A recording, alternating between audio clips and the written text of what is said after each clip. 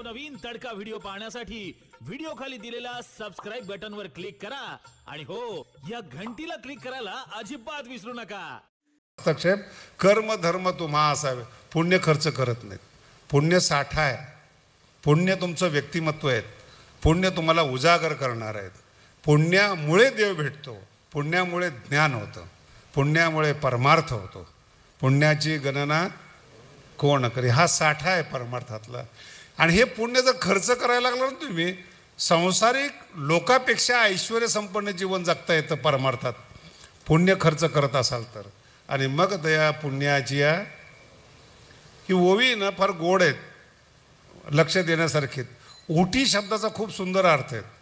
आतमध्ये मूर्ती असते आणि वरून उटी लावली जाते। कीर्तनकारासाठी बोलतोय, आतमध्ये ओरिजिनल मूर्ती असते आणि वरून उटी लावली जाते।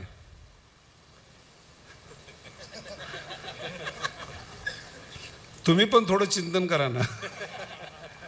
काहीला ज्ञानाची उटी असते, त्याला गायनाची उटी असते, काही कलेची असते, काही वक्तृत्वाची असते। उटी किती दिवस असते? ज्ञानोबांचं म्हणणं आहे, तुमचं स्वरूप कळत नाही कारण की उटी आहे।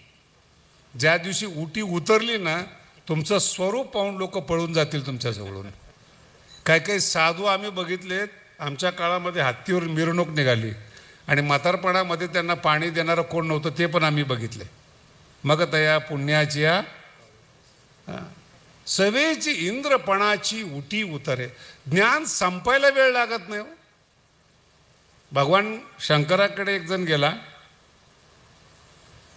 त्याने सांगितलं महाराज थोडंसं रिद्धिसिद्धी कमी द्या, तिने दिली। दुसरा गेला त्याला दिलं, तिसरा गेला त्याला दिलं, चौथ्याला कळालं हे देणारे, पण तो जुगारी होता।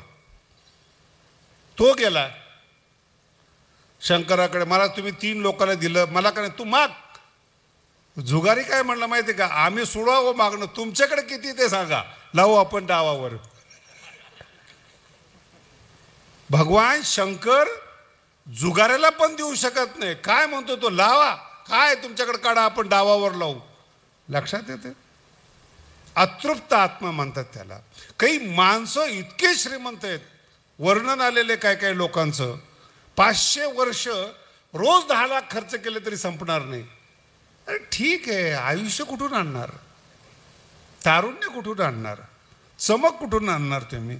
कधी ना कधीतरी या मृत्यूलोकातून तुम्हाला जायचं आहे, म्हणून सावध झालो। जगद्गुरु तुकोबारांचं परमार्थिक आयुष्य 20 वर्षाचं आहे।